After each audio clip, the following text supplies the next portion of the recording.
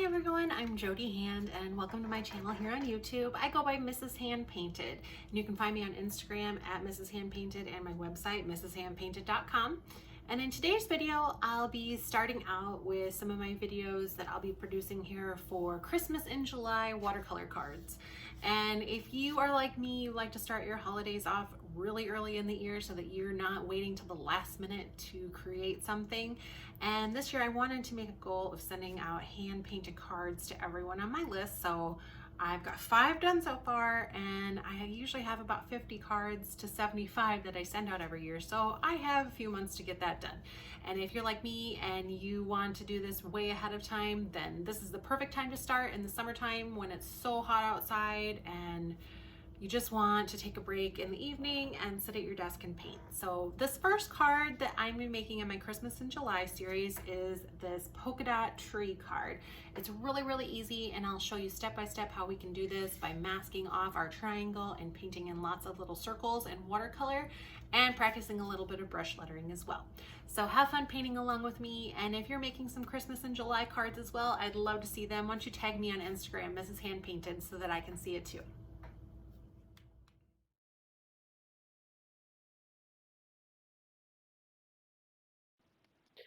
All right, I'll just briefly go over my supplies that I'm using. These are some Strathmore watercolor cards.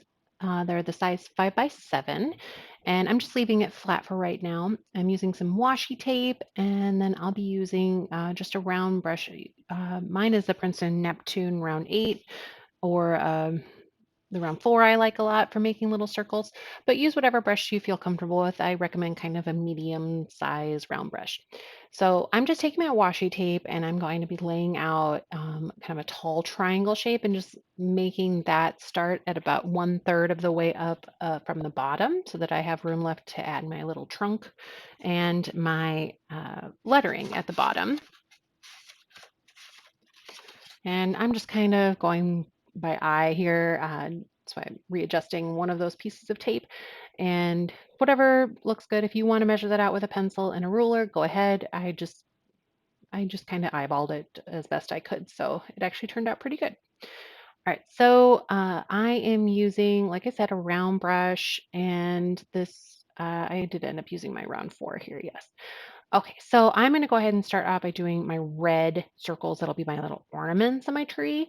So I just have a deep red color, this permanent red deep from my Daniel Smith watercolors, and just use whatever colors you want. If you don't want to do red ornaments, you could do yellow, blue, whatever color you want to do.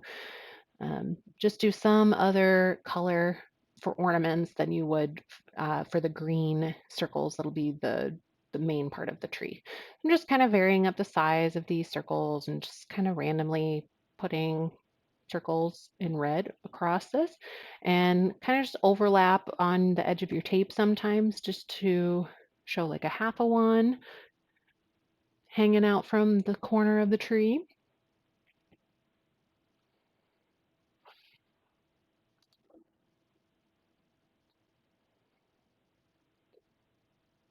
So just kind of do your best to just try to make some even looking circles. I'm not going too crazy here. I'm just trying to do an even coverage of red here and there. If you have a big empty white space, just put a red circle in there. And as you get going with your greens, if you find out that you have a little more empty space and you want another red, just go back and add another red one. And now I'm going to start on my green ones. I have a couple different greens I'm going to use. I have this deep sap green that I just got. Haven't added that into my palette yet, so I'll just go ahead and make some in this, and then I can use just the regular sap green, maybe some undersea green, mix up some different greens, add some blues and yellows just to give yourself some variation, and just kind of start randomly putting those in. And you can go back and forth and add, if you have too many light green in one spot, just go ahead and add a few more dark ones in there.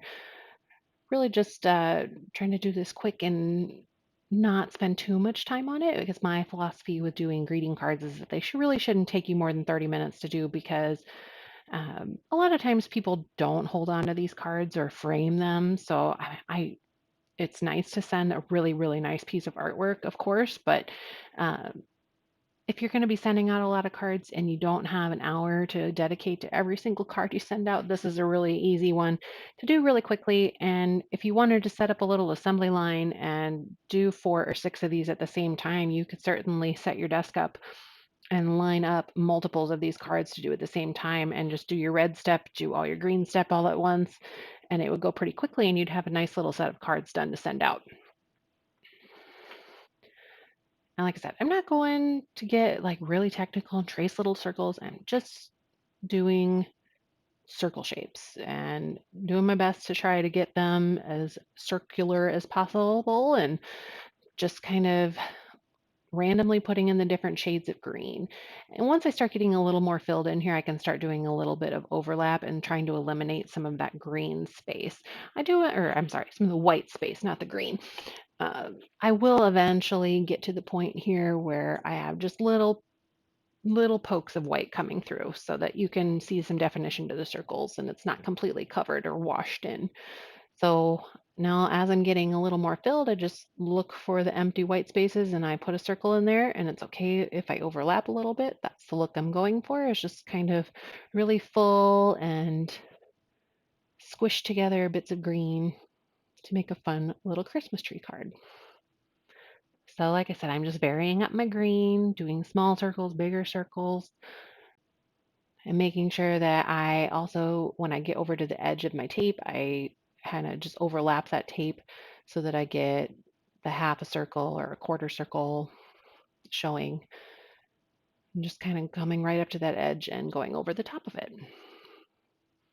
Now, this is one card that I think if you have kids would have fun painting this too, or even little ones. I have a 4-year-old and a 1-year-old, and I could see taping off a triangle on paper and having them paint inside the triangle and making Christmas cards this way. I think that would be a really fun thing to do.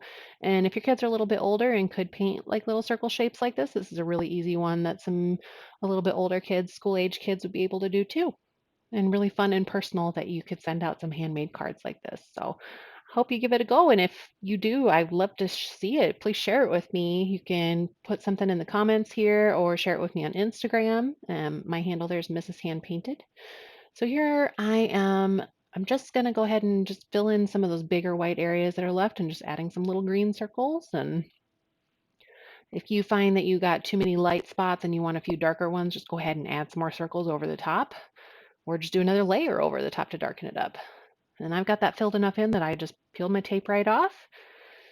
Now I'm going to take a dark brown. I've got some sepia, or I could do burnt umber, any kind of just dark brown. I'm going to use my sepia that I've got. And just using that same round brush, I'm just going to add a little rectangle here at the bottom of my tree for the trunk.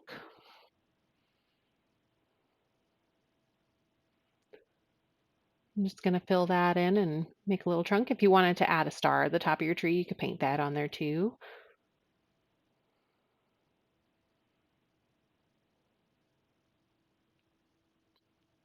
All right, so my next step then, and why I left that blank space at the bottom, was just to give myself some room so I could write my sentiment. I am going to just go ahead and write Merry Christmas across the bottom here. So I like to just take a pencil first and write across that and get that written down first so that I make sure that my spacing is correct, my letters don't get squished together, I don't run out of room before I lay my paint down. So I recommend just using a pencil to write that out first.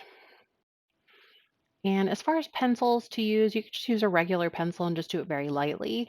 I really like these water-soluble graphite pencils I have from Faber-Castell. And also what works really well is watercolor pencils, or if you don't have those, even just use a colored pencil in the same color of paint that you're going to be painting over. Or if you don't want to do the watercolor paints, you could just do some brush pens as well. So like I said, I've got this water soluble graphite pencil and I'm just going to write this out in kind of like a script brush lettering.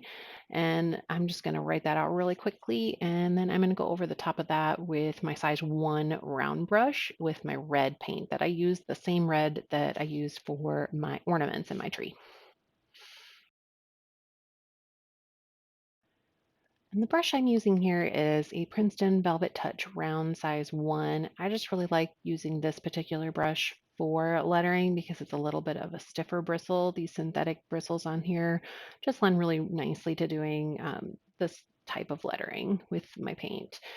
And like I said, if you did not want to do the painting on this and you have some brush pens, just by all means, just use what you have or what you feel comfortable with. I also, in a lot of my videos, you'll see that I print off a computer font and then I will trace it with my light pad. And I do that a lot just because I am not super happy with my freehand lettering here. I've been practicing here just to try to write that out as best I can. So I freehand wrote that out in pencil and then I'm going over it. But a lot of times I will go ahead and kind of cheat and use a font to help me get lettering the way I want. And I'm just going to go ahead and dry that. All right, and now that I got that dry, I can go ahead and just use a kneaded eraser just to pick up any of the extra pencil that I didn't cover with paint.